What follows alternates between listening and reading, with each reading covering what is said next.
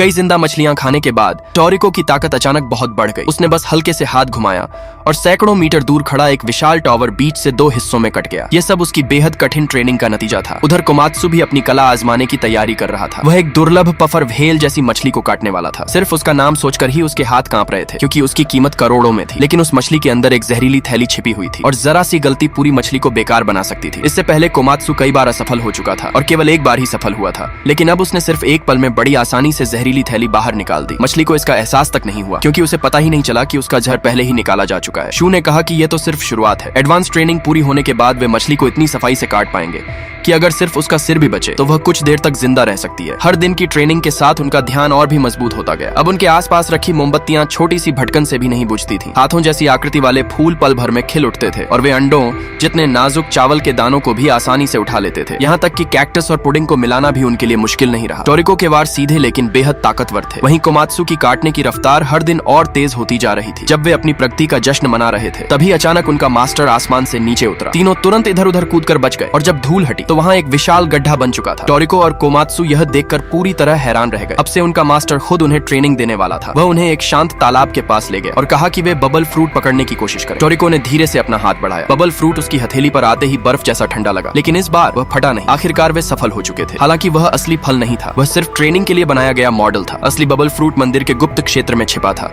और वहीं असली परीक्षा उनका इंतजार कर रही थी। सिर्फ वही व्यक्ति बबल पथ पार कर सकता था जो महान गवर्नमेंट स्क्रॉल पाने के योग्य हो। लेकिन एक शर्त थी, उस रास्ते से सिर्फ एक इंसान गुजर सकता था। बबल फ्रूट बेहद शर्मीला और संवेदनशील पदार्थ था। अपने भरोसेमंद मास्टर के अलावा वह सिर्फ एक और व्यक्ति को स्वीकार कर सकता था। इसलिए टोरिको मास्टर के साथ उस गुप्त क्षेत्र में चला गया। लेकिन वह लगातार चलता रहा, फिर भी उसे कुछ नहीं मिला। उसके आसपास पानी की एक बूंद तक नहीं थी और वह रास्ता खत्म होने का नाम ही नहीं ले रहा था। पूरा एक हफ्ता गुजर गया। टोरिको पूरी तरह थक चुका था। उसकी ताकत जवाब दे चुकी थी और आखिरकार वह जमीन पर गिर पड़ा।